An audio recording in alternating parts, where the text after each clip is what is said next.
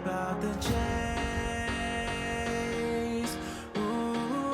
Happy Wedding Wednesday, everybody! You are listening to the official Orion Entertainment Podcast, OEP. I can feel you coming closer. My name is David Schwartz, DJ, MC, and owner of Orion Entertainment, a local DJ and photo booth company based in Seattle, Washington. Alongside me is my co-host, Aaron Brennicky, Associate DJ MC and Chief Inspiration Officer. And together, we put the fun and mental in fundamental. That we do, David. Welcome to the show, everyone. On this week's episode, we are going back to basics. Back in time, if you will, to understand how the modern wedding ceremony and reception came to be. We will be answering questions you didn't even know you had, and of course, giving our take on these revelations. Now, we should preface by saying that this is a non-exhaustive and broad history of European weddings and their influence on American weddings. We are well aware that every culture has had its own unique history and traditions, and we could devote an entire podcast series to going in depth on every single wedding tradition that has ever existed from every wedding culture, but we are hoping today to just draw connections from the past, present, and perhaps to the future, using this as our catapult, if you will. Catapult? That sounds medieval. It certainly is, and that is precisely where our story begins. Hear ye! Hear ye! David, wait! What, Aaron? I was just setting the stage. You cannot forget about the weekend roundup. Cut the music! Not the time! Yes, so Aaron, what did you get up to this past fortnight? Funny you should ask. I enjoyed a lovely client meeting with one of my clients for 2022, and I did a ton of booking and scheduling. A lot of my day is typically managing the schedule and managing the books and admin work, which I actually really love. And then the rest of my weekend was curating music. I love listening to all the new, latest, greatest tracks. And I'm also sourcing some new equipment. Ooh. Yeah. I already have so many questions, but where do you get your music, Aaron? I get my music from several different sources. Right now, I'm really actually enjoying Spotify's recommended list as far as like what tunes that I enjoy listening to. Gotcha. So like music discovery as opposed to Yeah. like set curation, or do you just take songs from Spotify and then where do you like purchase your music, or how do you actually get music for events? Oh, yes. Good question. I use DMS for lots of my music needs. BPM Supreme is another great one that I enjoy. That's my personal favorite. Is it? Yes, I indeed. love that. Well, this week I did not have any events, but I did do something very important that many of you who are listening right now might already know. I got us up on Spotify, y'all. Woo! We're official. I'm so excited. It's true. Spotify official. Wow. You're too legit to quit, David. It's too true. Don't It's too ever true. quit. Well, we're just going to dive into our topics today, which I'm so excited about. Music, please! I said music! That's much better. We're going to take you back in time today. Minstrels these days. Yes. Please take us. Take us all back in time. So frustrating. They don't jump when you say jump anymore. How dare they? It's just, it's not like it used to be. So yes, today we're going to be talking a little bit about the history of weddings, which is super cool and crazy. I learned so much this week. Like, wow. Things I assumed that I thought, oh, this is probably where this wedding tradition comes from. Nope, not even close. Ooh, do tell. Yes, so we're going to start way back in time. As Aaron said in our introduction, we're going to get a little medieval today. So it turns out most marriages, I would just like to preface all of this actually by thanking Claire Fennell, a college student that wrote a paper on this very topic. It was about 60 pages long, and I have condensed most of it for you, along with some other articles that I looked up on the internet. But if you have a problem with any of the source material, you can take it up with her. So she is my primary source. Most marriages in medieval times were actually formalized by just a public announcement. So you would basically go out in the town square or whatever and go, hear ye, this is my bride. You would then kiss her and bam, that was like it. You were literally married when you said that. Formal ceremonies were typically held, get this, over a local blacksmith's anvil. What? Do you know what an anvil is? I sure do. It's used in metalsmithing. Yes. You ever watch that show on Netflix or whatever? It's called like Forged in Steel. Yes, I have. Yeah, pretty great. That's where I learned what an anvil actually is for. So there's just this romantic quality about them that made people want to get married over Really, them, or what? You know, they're like, it's hot in here. We should probably just get hitched, man. So yeah, it wasn't actually until about the year 1215, not like 12:15 o'clock, that weddings became involved with the church, and that's kind of where we see the ceremony start to take shape. Here's one of my favorite little isms. So originally, the best man, and the reason that he was called the best man was not because he was the groom's closest friend or like brother or whatever. It was the best swordsman that they could afford to hire at the time to stand by them and ensure that the wedding went on smoothly. Ooh. Now you might be asking, why would you need your best swordsman to make sure that things go smoothly? Well, apparently what used to happen, and I suppose this isn't all that surprising, but husband or grooms used to kidnap brides and force them into marrying them. So the bride's family, in order to stop the marriage from happening, would literally try to, by force, take back the bride, like by, battle to the death, I presume. So all the bridesmaids, so get this, the bridesmaids, the reason they all wear the same color dress is because they used to all be dressed up like the bride. And they weren't necessarily wearing white at the time, but they were all dressed up like the bride to confuse other people so that they wouldn't know which one the bride was. Oh my so that they gosh. could better hide her from the people who were trying to basically kidnap her back. So you have the bride and all of her body doubles. Yes. Wow. Isn't that absolutely insane? And so it wasn't just the best man, but the groomsmen as well literally had to fend off anyone by force who was trying to prevent the wedding from taking place. Dang. Now, adding to that little tidbit, you think this honeymoon, right, is the, like, it's the pièce de résistance. It's that cherry on top of this beautiful day. Well, the truth is that back in the day, you kidnapped your bride. I'm sure there had to be some consent involved in some of the marriages, right? Are you? I mean, occasionally. I mean, like, it wasn't for love. I think we all kind of knew that. If you're taken by force, yeah. I didn't think that it was like this extreme though. So we'll get into it, guys. It's crazy stuff, I know. But so essentially the honeymoon was developed because people would take their kidnapped brides and run them away so far that nobody could find them. Wow. And that's how we get the modern honeymoon. Like, that's the origin. So they're literally just trying to escape Yes.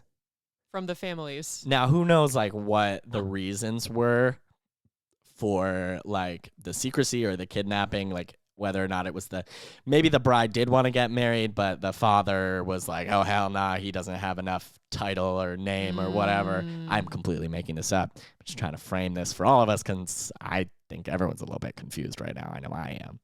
But, yeah, so things were different back then. No joke. Yeah, just a little bit. So not only going back to the bridesmaids and the bridesmaids' dresses and how they weren't only trying to outsmart, and this is according to the wonderful essay I read, not confuse her exes and outsmart evil spirits. That way, the evil spirits wouldn't know which woman in the group was getting married. Hmm. Yeah. Similarly, the tradition that we see today of a father walking his daughter down the aisle originated as a man walking the bride down the aisle in order to ensure her safety on the way to the groom. You actually see this a lot through my research, was that safety was a key focus in weddings at the time because the marriage was, like I said before, a marriage by capture. So I guess we're married now. Like, let's do this thing. But so, one tradition, that's one side of it where it was very like consent was not a part of the question. The bride didn't really have a say. The bride never really had a say back then anyway. And we'll get to this a little bit later on. But you've probably heard of a dowry before, right? Do you know what that is? Yeah, it's like typically would be like a gift almost, or like from the bride's family that would accompany her as she got married. Yeah, so sometimes it would actually be both sides would contribute to the dowry. So the groom side would have a dowry and the bride side might have a dowry as well. But there was money used for the wedding ceremony and the feast, while the grooms tended to be money for a home or to support them going forward in their life together. Okay. Like the terms of who paid for what were laid out in a relatively, like it was a contract basically. So it's, and that's probably where we get the marriage contract too, So interesting.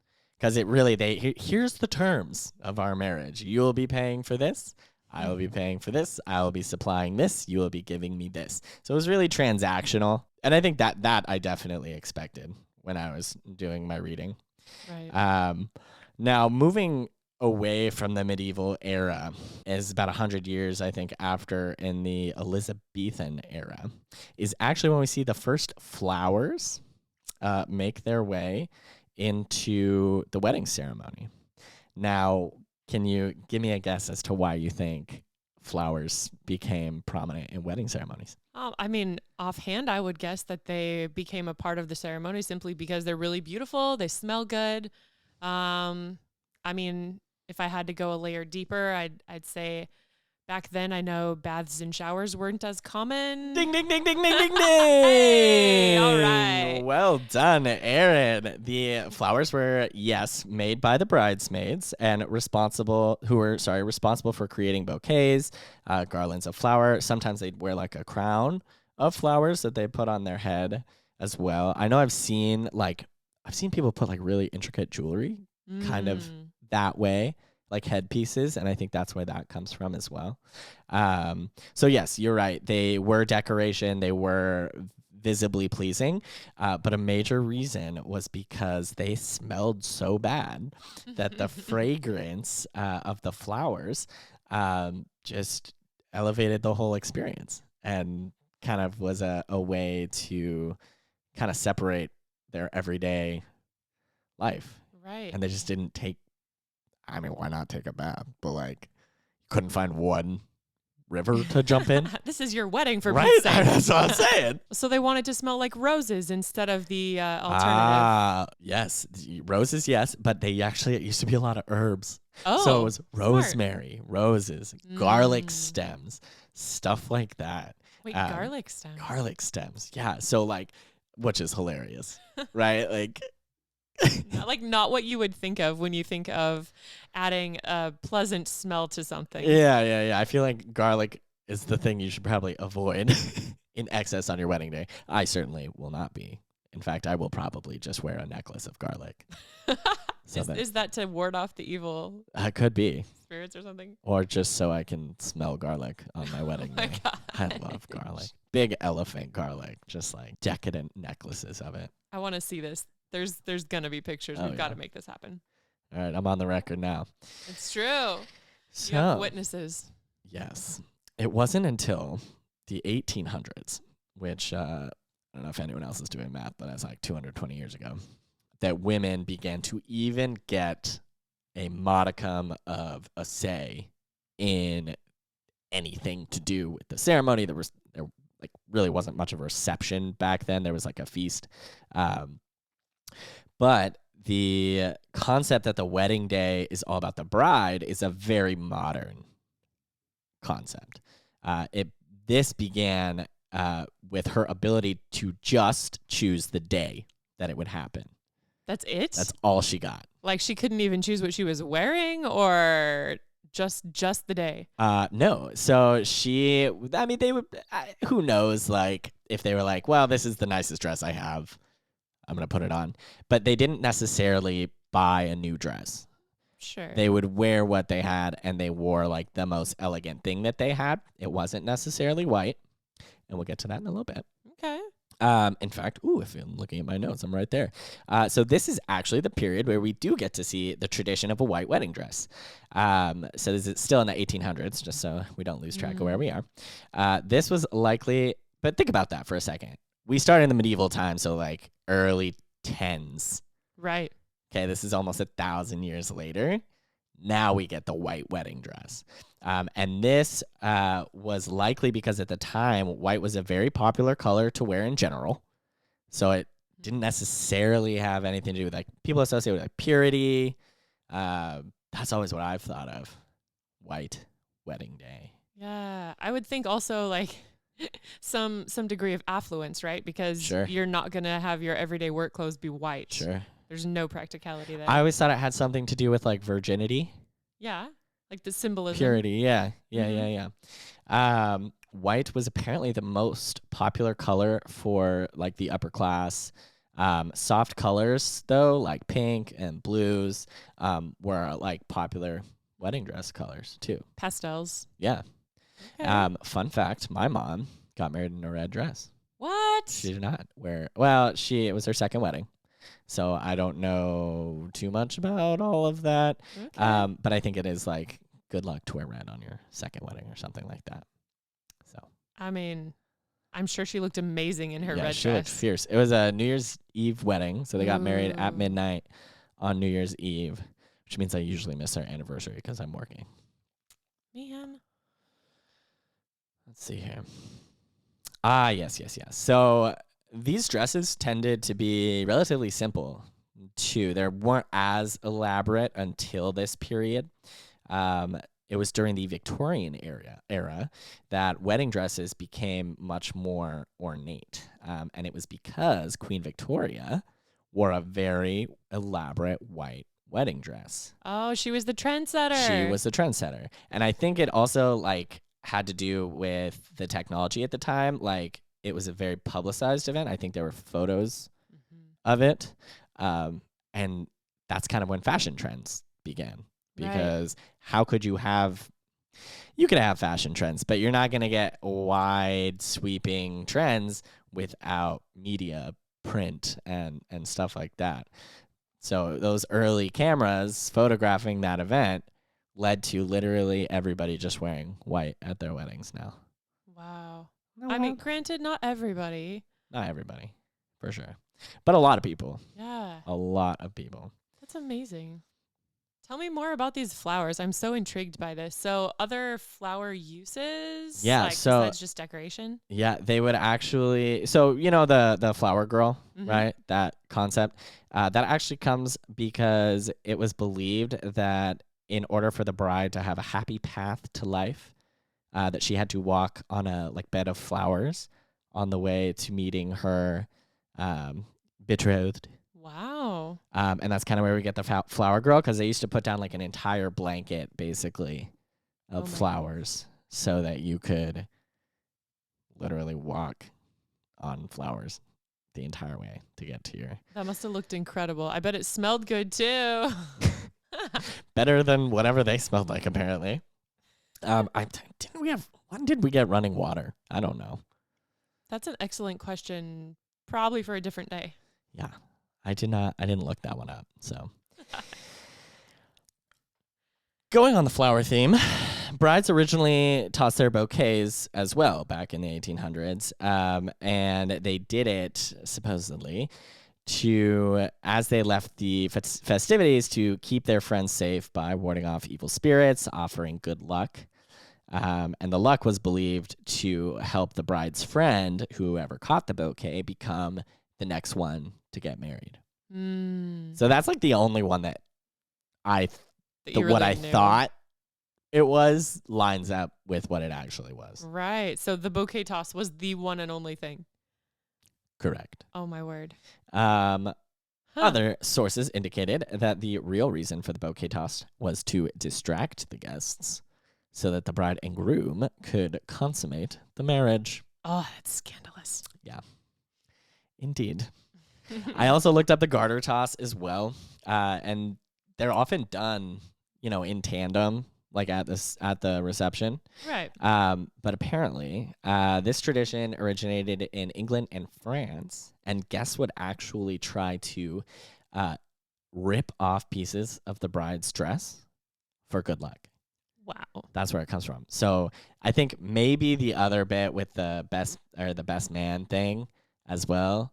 I guess I'm mixing our history here, but I wonder, drawing parallels, if wedding guests would try to get at the bride and steal some of her wedding dress, literally rip it off for good luck. They were really superstitious. They were also pretty physically assertive. I'm just going to take what I want. Yeah, that sounds like a running theme here as well. Yeah. So I wonder if the best man ever had to fight off wedding guests from ripping the bride's dresses.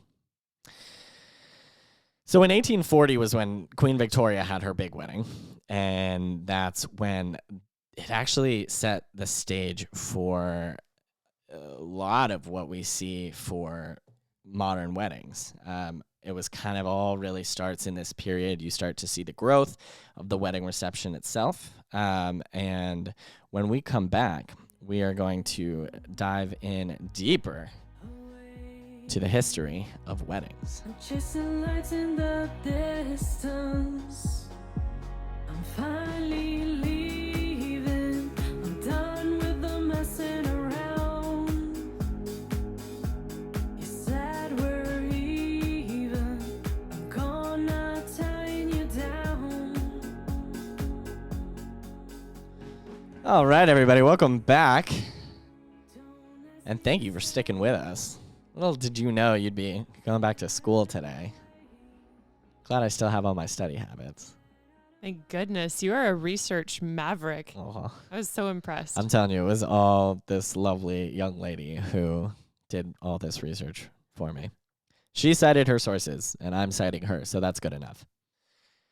So let's talk a little bit about what was going on in America during all this time, because you have all this going on in Europe, but we want to get to American weddings. So weddings in America during the same period were also very transactional, very similar. The bride was married to provide children, look after the house, cook for the family, and love had very, very little to do with it. It wasn't until the mid-1900s that the wedding industry began to look the way we think of it. Weddings became more elaborate, and as a result, people began to hire outside help. This is where we come in. Uh-huh.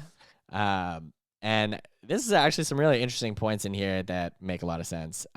Here we also see the beginning of the bachelor party, destination weddings, engagement parties, and other pre-wedding events and traditions. So about 100 years ago, we start to see what you and I would kind of look at the modern wedding tradition, starting from that the courtship and dating to engagement parties, and kind of having not only, the courtship to go with all of that, but also all these elements leading up to the wedding. Remember back in the Middle Ages or medieval times, you grabbed a woman, kissed her in public, and said, "This one's mine. Dibs. I got her." So yeah, after World War II, formal weddings became much more popular. So we're about 50 years after that now. As weddings became more complex, people began to hire vendors to assist in the day's affair, and weddings became much more personalized. This also coincides with the rise in employment of women. As men went off to war and women started taking factory jobs and stuff like that, this is notable because it meant women had less time to plan their own wedding. So as women have gotten more career opportunities, they didn't spend all day, Sure. planning their own wedding. They outsourced that, and they had money to pay for it. You'd kind of imagine as well that the first wedding planners would have been women. Right. I think that's safe to say. Yeah. Well, were they? Or do we know? She kind of makes this assumption as well because personally can't really see men being like, oh yes, this batch of rosemary is the one she should use for her bouquet. Would imagine she just went out, picked some rosemary, and was like, this is the one. This is great. Okay. So that's kind of when you start to see the rise of the wedding planner itself, which is, now you have somebody's career is to go out, plan weddings, and really make them into this this kind of larger than life type of thing. So, of course, now that we're kind of getting closer to modern day, the definition of marriage itself and who can get married comes into question. I don't know how many people know this, but it wasn't until 1967. 1967. That's almost the 70s. Wow. That interracial marriage became legal. And then Wow. it was probably years later until it was considered socially acceptable, I would imagine. And it wasn't even until 2004, and I remember this, that Massachusetts was the first state to allow same-sex couples to be legally recognized and married. So think about that for a second. You have thousands and thousands of years of tradition, and literally in the last 20 years, you start to see gay marriage being recognized, and then 1967 is when it became legal. That's so recent. Yeah. Oh, my word. So, according to Pew Research Center, 1 in 6 couples getting married today, 1 in 6 couples is marrying somebody of a different race or ethnicity. And that was kind of what I wanted to bring it all to this point today.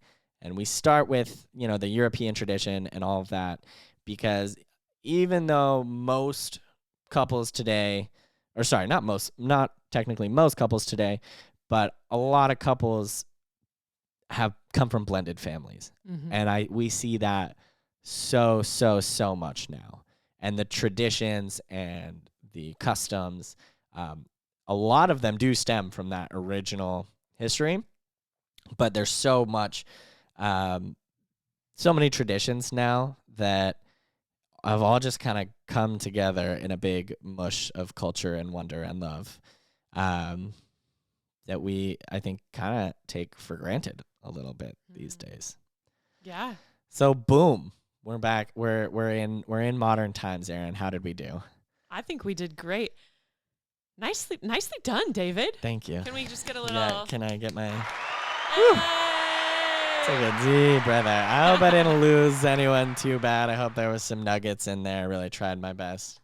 So Erin, like I was saying, weddings today are so often a blend of so many cultures, so many traditions. People are always making I always encourage people to make your own traditions, like do something crazy and wild. Definitely. What is like your favorite, couple things, your favorite wedding tradition that you see, and then we'll start with that. My favorite wedding tradition that I see,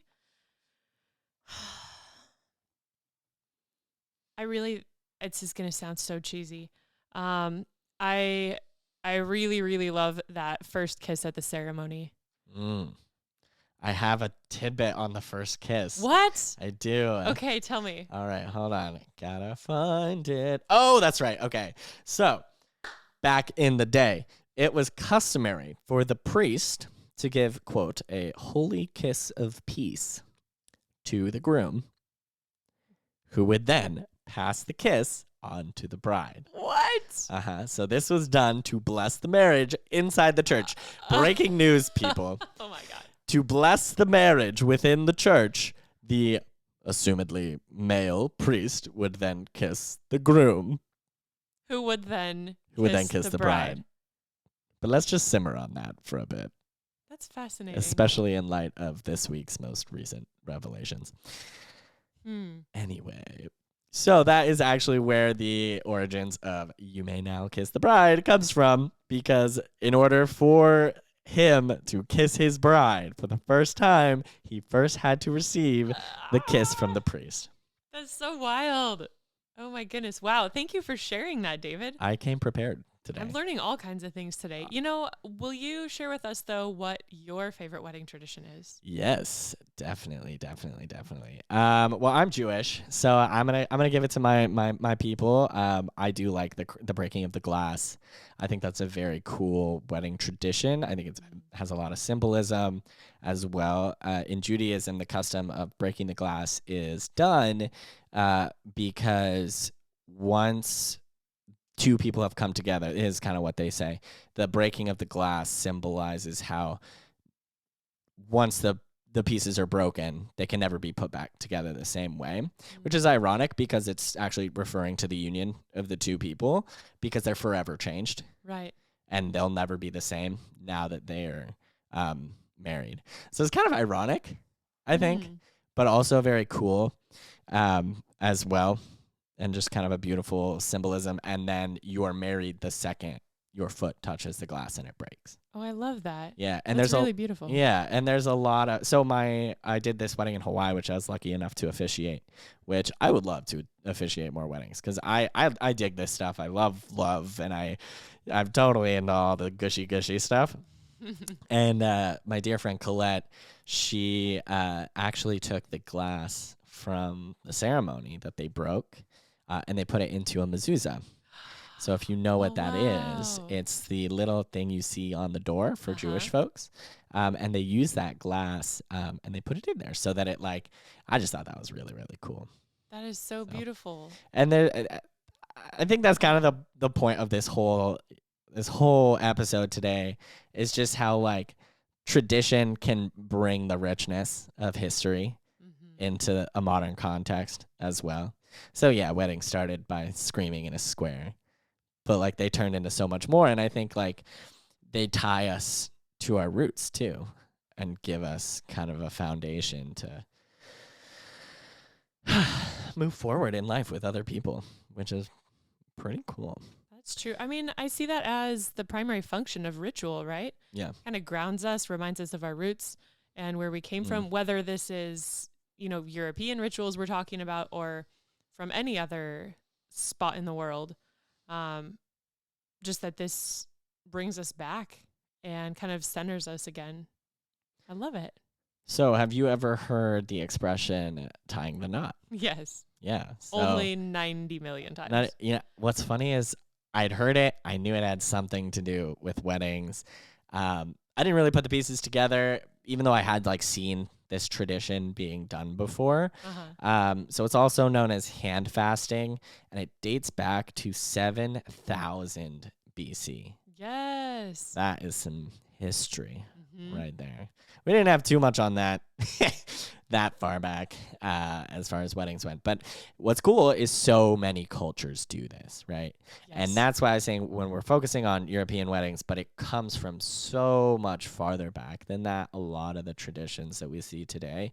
And many cultures do this. Irish folks, African Americans, but anyone can. That's a tradition that if that resonates with you, you can incorporate that into your ceremony. You're not appropriating. That's old. No one owns the rights to that one. But it's also beautiful, and so many different cultures do this tying the knot in so many different ways. And what they do is they put hands together. They take some ribbon or rope or cord or whatever. You could do whatever you wanted to do, and literally tie the hands together loosely and join the two people. You kind of see this when weddings are portrayed in Game of Thrones or older portrayals of weddings. You see the two hands together, and then there's a piece of cloth covering the hands. Right. They'll do some sort of hand fasting ritual. And then, of course, you have rings as well, which go back forever and ever and ever. The diamond actually goes back a really long time as well, very strongly associated with weddings. And it was, you didn't used to be about how bright it was and shiny. It was about how hard it was. Oh. Yeah. So I don't know if that's symbolic of durability. Sure. But we can just run with that. Makes sense to me. That's really beautiful. How cool. One that has to go with mentioning as well, jumping of the broom. I don't know if you've ever seen that. I personally have never done a wedding where they've jumped a broom. Neither have I. I've done some African American weddings. They did not jump over the broom. But if you're not familiar with that, it is a tradition that started during slavery in the United States. Slaves would jump over a broom, and that would kind of be their breaking the glass, if you will. But you still see this a lot today in African American weddings as well. What about a money dance? Have you ever seen a money dance? I have done many money dances. Where do you what do you usually associate like which culture do you tend to associate that with? Typically Spanish culture, Wow. like Mexican. I don't actually know whether it originates from Spain or not. I thought it Since did. We're speaking of Europe. I think maybe where does this originate? Maybe. Yeah, well, according to brides.com, Okay. it is a ritual you may see at a wedding, which is also called the money spray, the dollar dance, and the apron dance. The money is a part of many cultures, but it is most common, apparently, among Yoruba and Igbo tribes in Nigeria and Oh, the wow. countries that Nigerian people have immigrated to. So the money dance occurs at the wedding reception when the newlywed couple dances and celebrates their good fortune. Guests toss money at them. The money is seen as a fund for the couple to start their new life and can be any amount. There are people designated to collect said money off the ground for the newlyweds once the money dance has ended. Personally, I'm with you. I've seen this at Filipino weddings, Mexican weddings, and I always assumed it was a Spanish thing. Mm-hmm. According to brides.com, that is not true. Wow. And they didn't mention, it didn't even talk about it. So Interesting. I found that wonder, fascinating. Do you think that this has some similarity to like hand fasting, where perhaps it was a part of many different cultures coming up? Your guess would be as good as mine there. Hmm. I think maybe it comes from that whole dowry concept, providing. That's different because it's a guess, but providing the bride and groom with like a foundation of money so that they have Sure. something to start their life with. I think that's a pretty like universal concept. Yeah, I mean, I think of it as another way of wedding gifting. Like Well, think about what's it called when you sign up to put all your name. a registry. Thank you. I got you. Yes, registries. Those are crazy. Those are crazy. People be getting KitchenAids and Oh my goodness. everything. And honeymoons. I will never look at a honeymoon the same way ever again. So, David, did you find anything in your research that talked about traditions around music at a wedding? You think I would have done some about that. I think I got caught up on like the traditions that I didn't even think about that. So unfortunately, I don't have too much of an answer for you on music and when they started to get incorporated. Obviously, people had bands. I think at feasts, I think it probably goes back to the feasts and celebrating and having your minstrels playing for you like they did so poorly for us at the beginning. But Well, we might need to have a part 2 then. oh, Talk the history about of history music of- at weddings. Of music Part at weddings, or perhaps just the history of DJing. Ooh, now that would be a good podcast. Yeah. That's a lot there too. There is. Well, and it's more recent history too. Definitely. We're talking like 1950s. I think we do have to give ourselves some grace. We covered like 2,000 years in 15 minutes. Fantastic work, David. So Thank you so much for doing sorry, all that research. I missed a few things. You learned a ton and you helped us learn a ton. It's okay. You rock. Thank you. Oh, jinx. You owe me some wedding cake.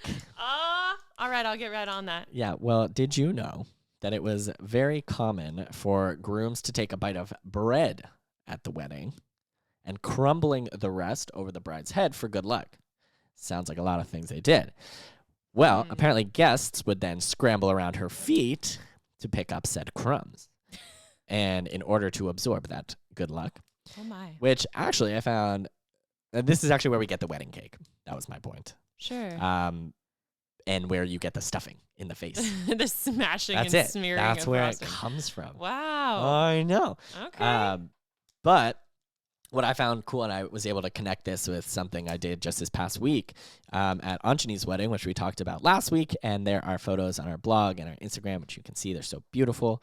It reminds me of when they poured the rice over the couple's head at Anjani's wedding in a part at the end of the ceremony called Ashirwad, which literally translates to blessings. So like the parents like pour the rice over the heads of the bride and groom in order to like bless them and provide them with like good fortune as well. Wow. And to me that was just kind of a similar comparison, crumbling breadcrumbs over their head to like pick up the good luck there. It's so interesting to me that both of those, the breadcrumbs and the rice, it's both done with food. We're not talking about like flower petals or anything like that. This is food. And food symbolizing fortune. Right. I think that's really interesting too. It is. And how you have, I wonder what influenced what, right? Like, did the chicken come before the egg, Did people come up with these traditions separately? Did they, or did it like, is it a coincidence or did they influence each other? Like, did the Europeans go invade India and bring that tradition? I highly doubt that. I think that that's more insular.